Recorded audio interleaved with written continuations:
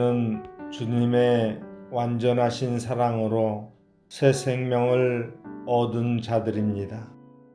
오늘도 가장 완전하게 이끄시는 하나님을 신뢰함으로 하루를 용기 있게 살아가길 바랍니다. 다 함께 사도신경으로 우리의 신앙을 고백하겠습니다. 전능하사 천지를 만드신 하나님 아버지를 내가 믿사오며 그 외아들 우리 주 예수 그리스도를 믿사오니 이는 성령으로 잉태하사 동정녀 마리아에게 나시고 본디오 빌라도에게 고난을 받으사 십자가에 못 박혀 죽으시고 장사한 지 사흘 만에 죽은 자 가운데서 다시 살아나시며 하늘에 오르사 전능하신 하나님 우편에 앉아 계시다가 저리로서 산 자와 죽은 자를 심판하러 오시리라. 성령을 믿사오며 거룩한 공회와 성도가 서로 교통하는 것과 죄를 사하여 주시는 것과 몸이 다시 사는 것과 영원히 사는 것을 믿사옵나이다. 아멘.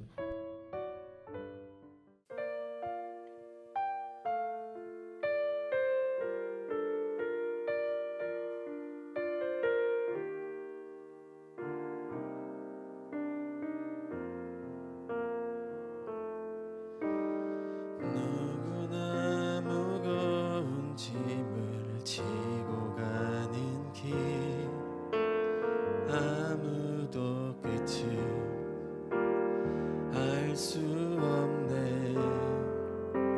사랑의 노래는 점점 희미해지고 내일의 두려움 넘치지만 나는 오늘도 가네. 사랑의 주님이 나를 부르신 그 길 나의 힘으로 할 수 없네. 믿음의 길 위에 주가 예비하시니 십자가 사랑 의지하여 나는 오늘도 가네. 주의 영광 노래하리. 더 이상 나 버틸 힘이 없어도 모든 상황 끝에서 다시 설 때 알게 되리라. 크고 넓은 여호와 하나님 주의 영광 바라보리. 만군의 주 크신 나의 하나님 전능하신 주님과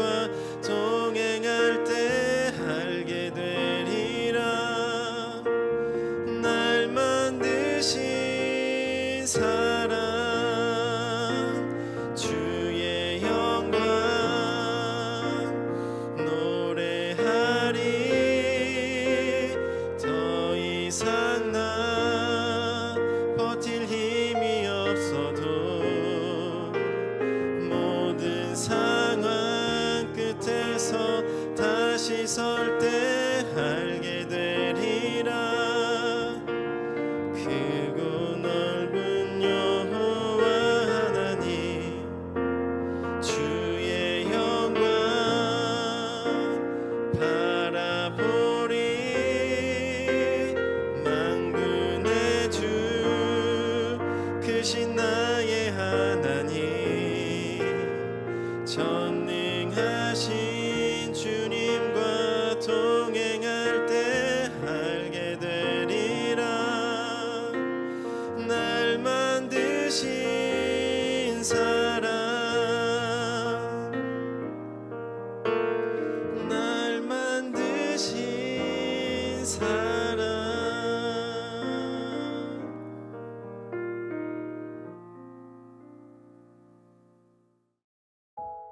오늘 우리가 함께 나눌 말씀은 사도행전 27장 13절부터 32절입니다.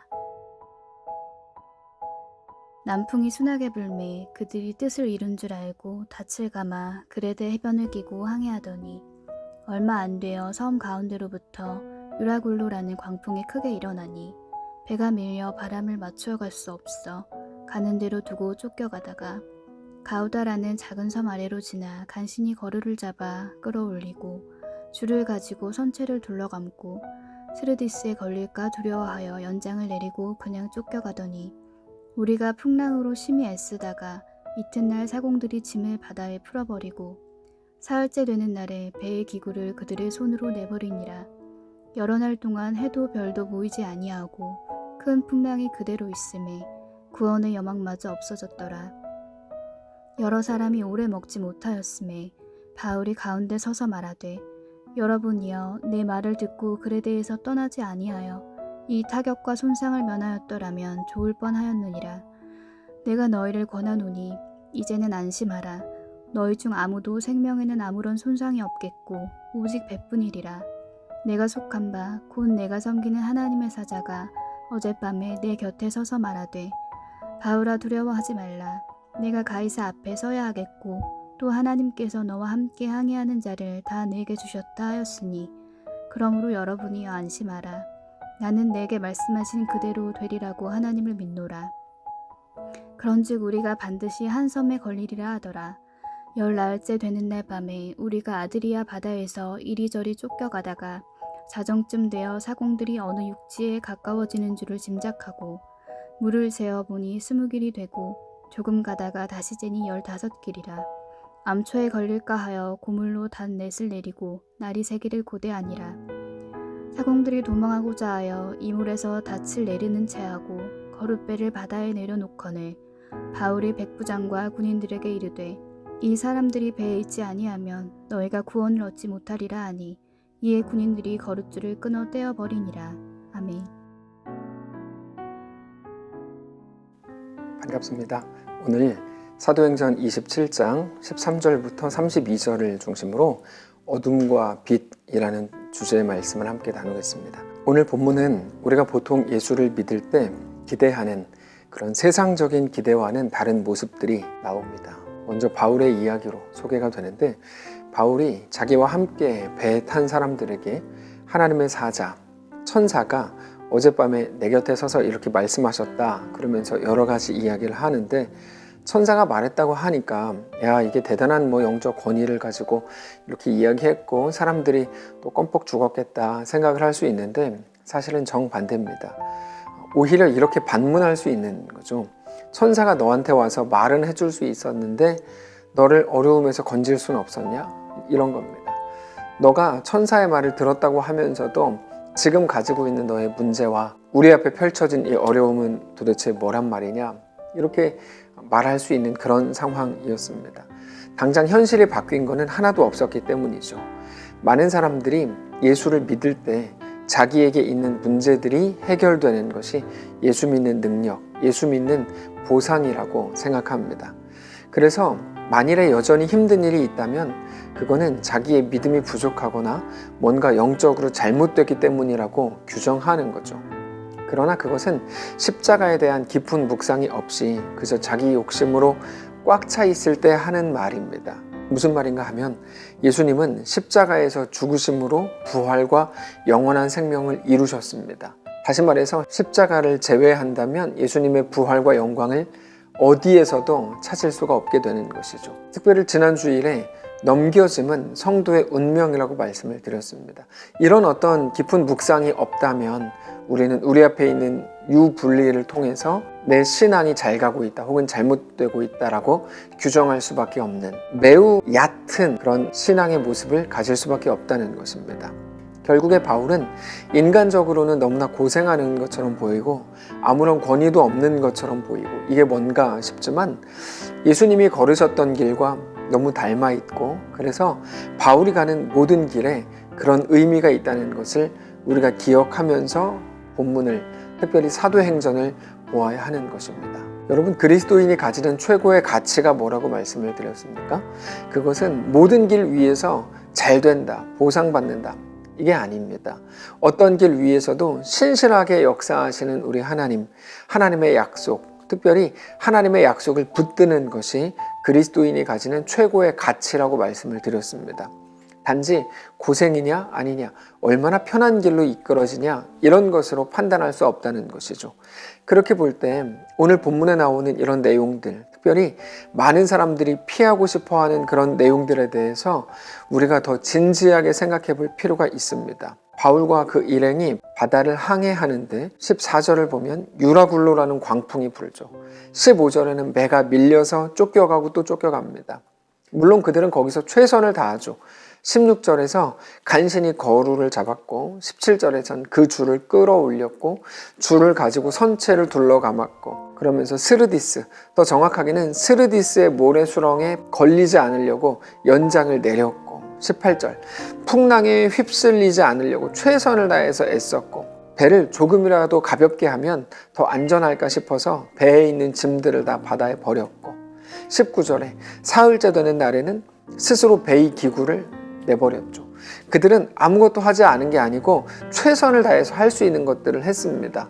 하나하나 할 때마다 거기에서 가능성을 찾고 싶었을 겁니다. 이렇게 하면 괜찮을 거야, 저렇게 하면 괜찮을 거야. 근데 그렇게 그들이 최선을 다하면 다할수록 점점 상황이 좋아지는 게 아니라 자신들이 했던 일들은 소망이 없는 거구나, 이거를 계속 깨달아가는 거죠. 다시 말해서 점점 소망을 잃어가는 겁니다. 최선을 다하는 거는 상황을 바꾸어서 평안을 얻으려고 하는 건데 오히려 그들은 최선을 다할수록 소망을 점점 잃어가더라는 것입니다. 이제는 구원의 작은 여망도 남지 않게 되는 거죠. 20절입니다. 여러 날 동안 해도 별도 보이지 않고 큰 풍랑이 그대로 있음에 구원의 여망마저 없어졌더라. 바로 이거죠. 그들이 생각했던 것, 이런 것으로 우리가 살 수 있는 게 아니구나, 그 한 가지를 깨달은 겁니다. 구원의 여망마저 없어졌더라. 이 구원의 여망마저 없어졌다는 말은 다 끝났다, 이제 망했다, 이게 아니고 더 정확하고 본질적으로 보면 자기들의 실체를 보게 됐다는 겁니다. 구원의 여망이라는 건 우리에게 없는 거구나, 우리는 그렇게 약한 존재구나. 여러분, 복음이 우리에게 무엇을 요구합니까? 자기의 자금과 하나님의 크심을 알게 되기를 요구합니다. 그때 비로소 소망이 생겨나는 것이기 때문입니다.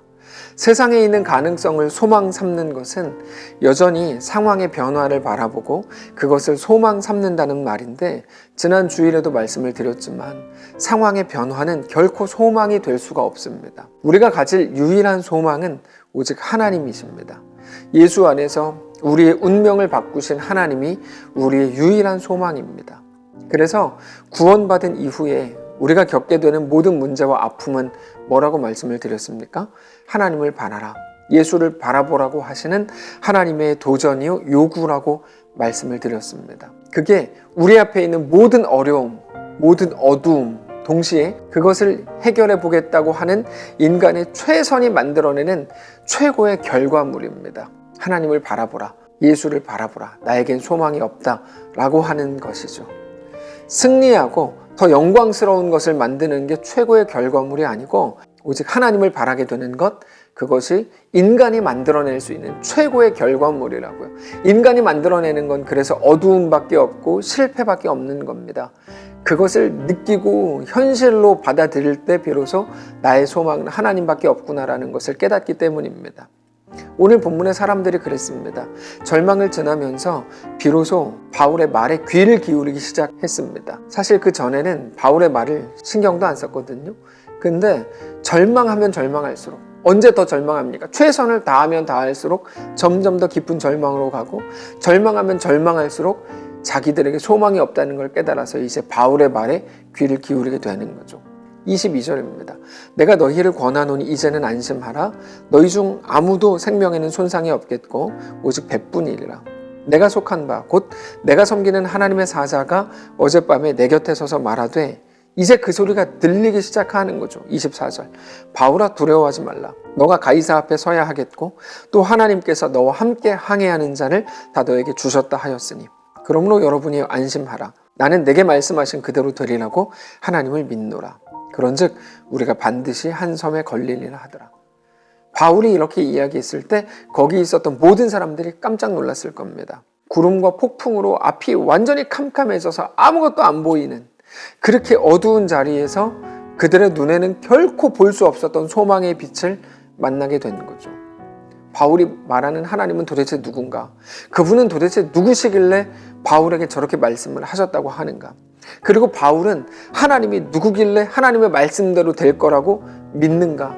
그 생각을 하는 거죠. 여러분, 자주 말씀을 드리죠. 아브라함의 믿음에 대해서 바랄 수 없는 중에 바라고 믿었다. 무엇을 믿습니까? 하나님이 어떤 분이시길래 아브라함은 하나님을 믿습니까? 바로 그거죠. 하나님은 죽은 자를 살리시고 없는 것에서 있는 것으로 부르시는 하나님이시죠. 바울에 대단합니까? 아니요. 바울에게 말씀하신 하나님, 바울에게 그동안 나타나셨던 하나님이 그런 분이라는 것입니다. 단지 하나님에 대한 궁금증이 아니고 하나님이라고 하는, 바울이 믿는 그 하나님이 역시 그들의 소망이 되어주셨다는 것이죠.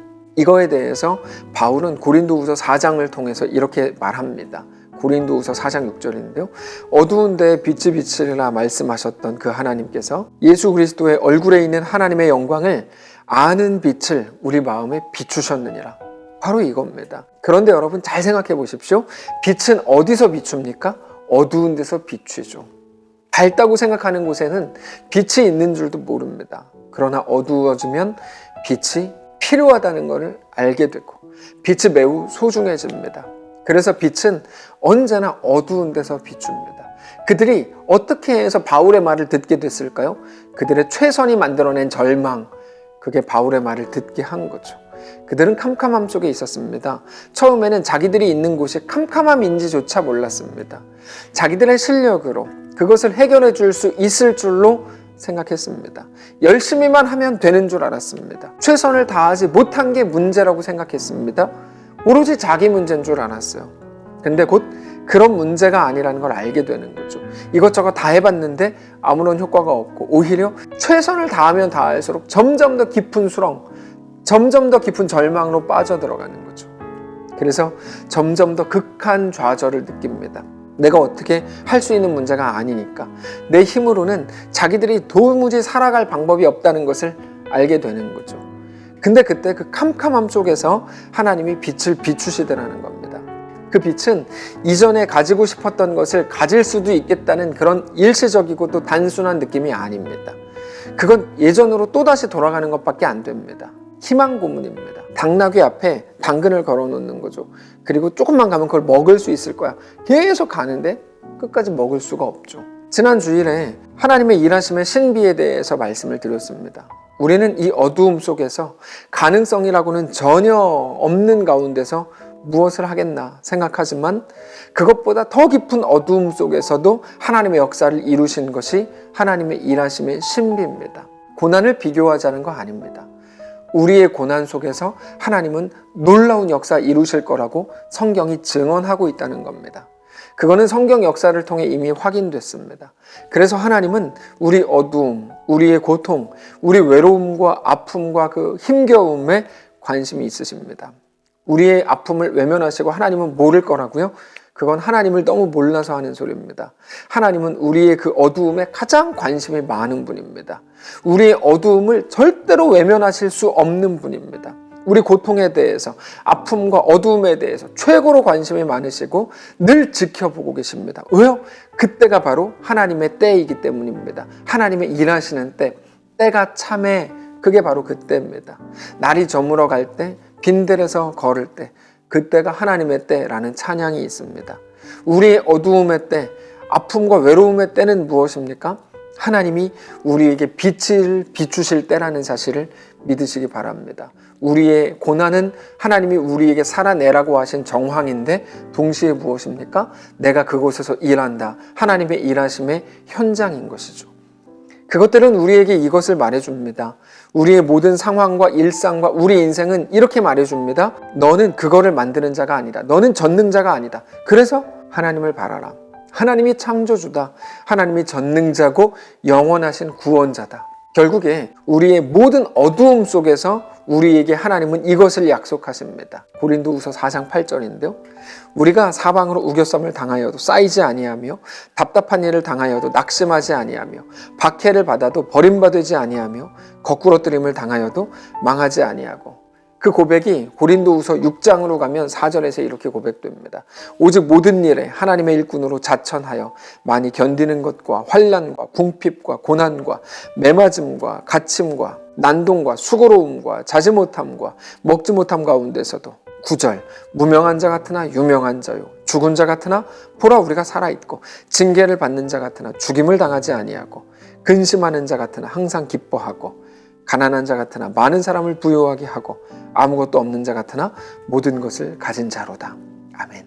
오늘 우리의 운명을 멸망에서 영원한 구원, 생명으로 바꾸신 우리 하나님으로 인해서 오늘 어떤 상황 속에서도 성도 여러분 안심하시기 바랍니다. 이거를 한마디로 하면 어둠과 빛입니다. 조금 더 풀면 어두운 데서 빛이 비치더라. 바로 이겁니다. 그 빛이 바울의 모든 것을 바꿔놓은 거고 오늘 우리에게도 동일하게 역사하실 하나님의 은혜가 될 것입니다. 말씀을 정리하겠습니다. 무명한 자인 줄 알았던 그를 유명한 자로, 죽은 줄 알았던 그곳에서 살아났고, 징계를 받는 줄 알던 그 자리에서 죽임을 당하지 않고, 근심의 자리에서 항상 기쁨의 사람이 되게 하고, 가난한 자리에서 모두를 부요하게 하는 사람으로 모든 것을 가진 자로 하나님이 만드십니다. 그래서 무명하지 않았다면, 죽음이 위협하지 않았다면, 징계가 없었다면, 근심하지 않았다면, 가난하지 않았다면 아무 일도 없는 겁니다. 그러면 그 이후에 나타날 어떤 영광과 명예는 우리의 것이 아닌 겁니다. 그러나 우리 앞에 있는 우울한 그 모든 것 속에서 구원을 만들어내시는 하나님으로 인하여 오늘 우리의 삶이 완성될 것을 믿으시기 바랍니다. 그 은혜가 우리 삶에 가득하게 될 겁니다. 그러므로 성도 여러분, 우리 앞에 있는 모든 어려움과 그 폭풍은 이제 우리 인생과 우리 여행과 우리 여정이 헛되다라는 의미가 될 수 없다는 것을 기억하셔야 합니다. 어떤 길 위에 있으시더라도 우리 앞에 있는 폭풍은 그러므로 내가 실수했구나, 실패했구나, 내 길이 끝났구나, 내 길은 헛되구나, 절대로 그렇게 갈 수 없습니다. 오히려 우리의 삶이 더 풍성하고 더 놀랍고 더 영원한 것임을 믿음으로 고백하게 되는 귀한 오늘 되시기를 주님 이름으로 축복합니다. 한번 기도하겠습니다. 살아계신 하나님, 우리 삶을 붙드시기를 원합니다. 우리 삶 가운데 일어나는 모든 어려움과 넌센스들, 이해할 수 없는 일들, 그러나 그 속에서 여전히 역사하시는 살아계신 하나님을 신실하게 바라보기를 원합니다. 오늘 우리와 함께 하시고 하나님의 놀라운 은혜 가운데 거하게 하옵소서. 아픔, 고통, 우리는 그런 것들을 너무 싫습니다. 이해되지 않는 모습들을 너무 싫습니다. 근데 하나님께서 그건 헛된 게 아니다. 그거를 통해 너희 삶의 영광과 명예를 만들어내는 여호와 하나님을 바라라. 말씀하시는 음성을 듣고 한 걸음 한 걸음 주 앞에 그렇게 나아갈 수 있도록 인도하여 주시옵소서. 연약한 우리를 돌보시고 온전한 복음으로 진리로 굳게 세워지는 귀한 성도를 다 될 수 있도록 축복하시옵소서. 우리와 함께 하실 살아계신 예수님의 이름으로 기도합니다. 아멘. 사랑하는 성도 여러분, 하나님께서 오늘 하루 우리에게도 허락하셨습니다. 믿음을 가지고 승리하시고 어떤 상황에서도 주님을 바라는 소망의 오늘 하루 되시기를 주님 이름으로 축복합니다.